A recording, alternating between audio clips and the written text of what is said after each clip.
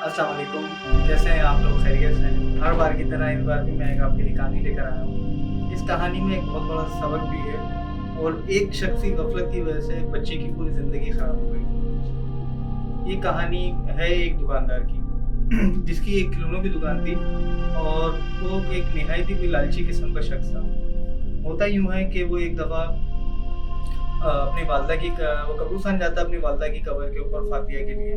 अब उसका मामूल था कि वो हर जुमेरात वाले दिन अपनी वालदा की कब्र पे फ़ातिहा करने के लिए जाता है। अब वो फ़ातिहा कर रहा होता है, फ़ातिहा के टाइम पे होता है लोगों की इधर-उधर नज़र चल रही होती है और वो अपनी पढ़ाई कर रहे होते हैं। तो उसकी एक नज़र पड़ती है एक कब्र के ऊपर जिसके ऊपर एक गुड़िया रखी हुई थी, बहुत साफ-सुथरी सी नई सी एक गुड़िया रखी हुई थी। अब वो फ़ातिहा करते हुए देख रहा होता है उसको।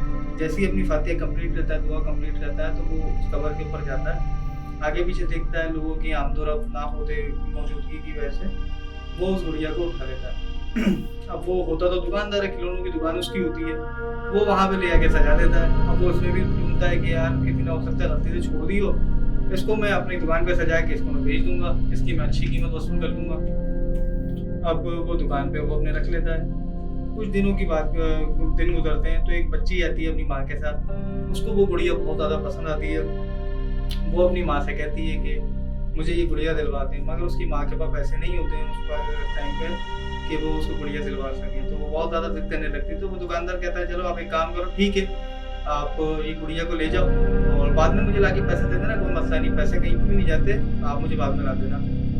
उसकी वालदा को थोड़ा-सा शक होता है। कहती ऐसा कैसे हो सकता है? मैं तो पहली दफ़ा इस दुकान पे आई हूँ, ना कोई जान, ना मेरी पहचान इस दुकान पे। फिर भी ये डायरेक्ट मुझे कह रहे हैं कि आप ले जाएँ गुड़िया और बाद में पैसे दे देना। अब देखिए हकीकत तो वो दुकान वाला ही जानता था कि इसके पीछे क्या हकीकत है कि उसने तो ये खरीदी नहीं है, उसको तो एक पड़ी हुई मिली है। उसने लिया रिस्क कि चलो अगर पैसे आ गए तो ठीक है, नहीं आए तो कोई मसला नहीं, मैंने कौन से पैसों से खरीदी। अब वो गुड़िया को घर लेकर आ जाते हैं। अब गुड़िया को घर ले जाने के बाद आपको पता है जो बच्चे होते हैं छोटे, वो जिस कैरेक्टर को देखते हैं तो उसी की में ही घुल-मिल जाते हैं। तो वो बच्ची का भी ऐसा ही होता है कि वो गुड़िया में इतना घुल-मिल जाती है, उसके साथ खेलना, कूदना, सोना, हर काम उसी के साथ होता था। वो जब खाना भी खाती थी तो गुड़िया उसके हाथ में होती थी। अब वो करने यूँ लगी कि जो कपड़े वो अपने उसकी मम्मा जो सिलवाती थी, वो गुड़िया का भी वही सेम ड्रेस होता था। वो बच्ची इतनी इसमें इन्वॉल्व हो गई थी गुड़िया के अंदर, रात में उसको साथ लेके सोती थी। अब हुआ कुछ दिन तो बहुत अच्छे गुज़रे, बच्ची का भी दिल लग गया गुड़िया के साथ। हुआ कुछ दिनों के बाद वो बच्ची जो है वो स्कूल गई हुई थी अपने, और गुड़िया को उसने घर पे छोड़ दिया क्योंकि आपको पता स्कूल में टॉयज़ तो अलाउ होते नहीं है। और स्कूल को उसने गुड़िया को घर पे छोड़ा। उसके बाद उसने उसकी माँ ने क्या देखा कि वो गुड़िया जो है खुद ब खुद ही बेड के ऊपर चल रही है। अच्छा, उसकी माँ ने देख के अनदेखा कर दिया कि शायद मेरा वहम हुआ, ऐसा कुछ भी नहीं। अच्छा भाई, वो बच्ची स्कूल से आई, उसकी माँ ने पूछा कि आप गुड़िया घर पे छोड़ के गई थी? उन्होंने कहा जी मम्मा स्कूल में अलाउ नहीं है, इसलिए मैं घर पे छोड़ के गई थी। अच्छा। फिर वो रात आई, रात में फिर वो ऐसा हुआ कि बच्ची वो गुड़िया को लेके सो रही थी। तो गुड़िया वो उसकी माँ किसी काम से उसके कमरे में आई तो वो देखती है कि उस बच्ची के गले के ऊपर उस गुड़िया का हाथ था। और वो ऐसा फ़ील हो रहा था कि गुड़िया बैठी हुई बच्ची का गला दबा रही है। तो इसकी माँ एकदम चीखती है तो बच्ची की आँखें खुलती है, क्या हुआ मम्मा? उसने बोला ये मैंने ऐसे-ऐसे देखा गुड़िया तुम्हारे को। कह रही मम्मा क्या हो गया? ये तो मेरी फ्रेंड है, इसको तो मैं अपने साथ सुलाती हूँ, साथ खाना खिलाती हूँ और आपको शायद वहम हुआ होगा, ऐसा कुछ भी नहीं है। पीछे से उसका हस्बैंड आ जाता है, तो वो अपने हस्बैंड को बताती हैं, वो भी हँस के टाल देते हैं, नहीं-नहीं ऐसा कुछ भी नहीं है, तुम्हारा सिर्फ वहम होगा, तुमने बोला था ना कि दुकानदार ने पैसे नहीं माँगे तो इसीलिए तुम्हारा थोड़ा-सा वहम होगा, ऐसा कुछ भी नहीं है। उसकी माँ कहती है ठीक है। फिर कुछ दिन गुज़रते हैं। अब होता यूँ है कि जब वो बच्ची उससे दोस्त बना लेती है तो अब ज़ाहिर है जब आपकी एक चीज़ से इतनी अटैचमेंट हो जाती है, तो उससे आपका डर भी निकलने लगता है, उस चीज़ से आपका। तो कुछ दिनों के बाद गुड़िया जो है बच्ची से बातें करने लगी। पहले तो उसने इशारों में बातें करनी शुरू करी, उसके बाद वो खुद से बोलने भी लगी। बच्ची उससे बातें करती थी। अब उसकी माँ नोट करने लगी कि ये खुद ही अपनी कहानी बना रही है, तो वो उससे बात कर रही होगी, मगर उसने कभी उसकी माँ ने गुड़िया की आवाज़ नहीं सुनी। अब उस दिन उसकी माँ उससे कोई सवाल करती है कि तुमने ऐसा किया था? तो वो कहती है कि नहीं मम्मा मैंने नहीं किया, आपको यकीन नहीं है तो आप इस गुड़िया से पूछ लीजिए। तो माँ कहती है गुड़िया कैसे बताएगी? उसने बोला मम्मा ये सब बोलती है, सारी बातें करती है ये। माँ कहती है नहीं ऐसा नहीं हो सकता, तुम्हारा वहम है सारा ये, गुड़िया कैसे बात कर सकती है? नहीं मम्मा, वो काफ़ी उससे बहस होती है। उसकी माँ क्या करती है, वो गुड़िया लेके कहीं छुपा देती है कि तुम बहुत बिगड़ गई हो, इतना खेल-खेल के अब तुम उल्टी बातें भी करने लगी हो, कि ये बात करती है और उस तरह से करती है। उसकी माँ छुपा देती है और बच्ची को नहीं पता होता कि वो गुड़िया कहाँ है।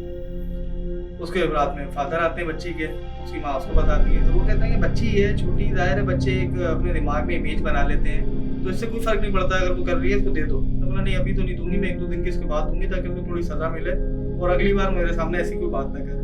This video is sponsored by Koru Consultant. If you are interested in immigration or student visa, visit visa, business immigration, all you need to do is just contact the numbers mentioned in the description and apply on the assessment form.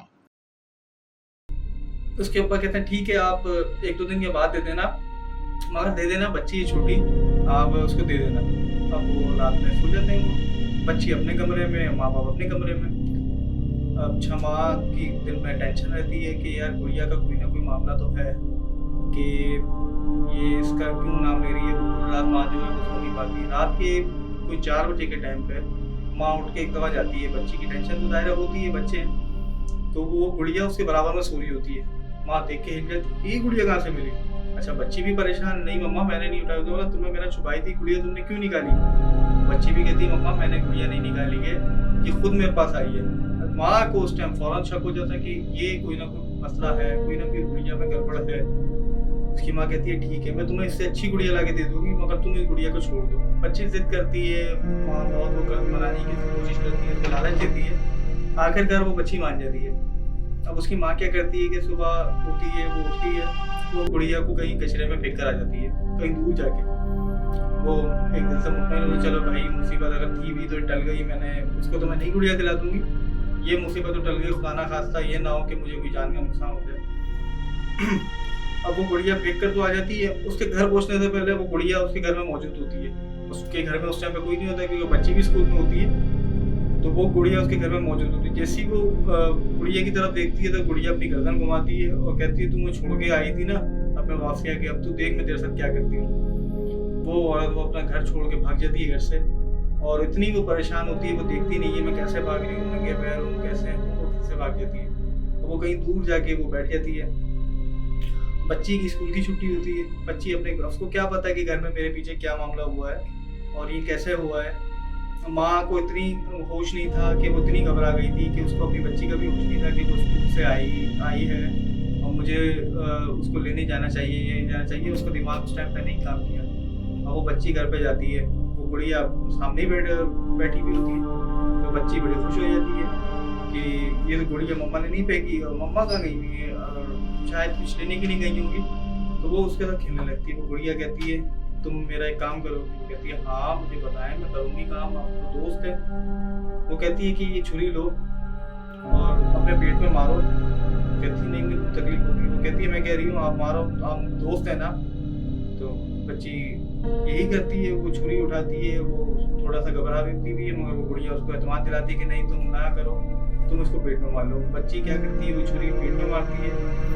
तो गुड़िया उसका जब पेट से खून निकलने लगता है तो वो अपने हाथ से वो खून को अपने माथे पे लगाती है, और गुड़िया भी फिर वो ऐसी हो जाती है कि उसमें जान ना हो। अब उसके कुछ टाइम के बाद वालिद के आने का टाइम होता है। उसके जब वालिद आते हैं, उसकी वालदा को वो फ़ोन करते तुम कहाँ हो, तो उसकी मदर को एक बात बताती है कि मैं यहाँ थी और यहाँ हूँ और ये मसला हुआ। उन्होंने बोला तुम्हें पता है तो तुम्हारे पीछे कितना बड़ा मामला हो गया? उन्होंने क्या हुआ? उसने बोला कि हमारी बेटी को किसी ने कत्ल कर दिया।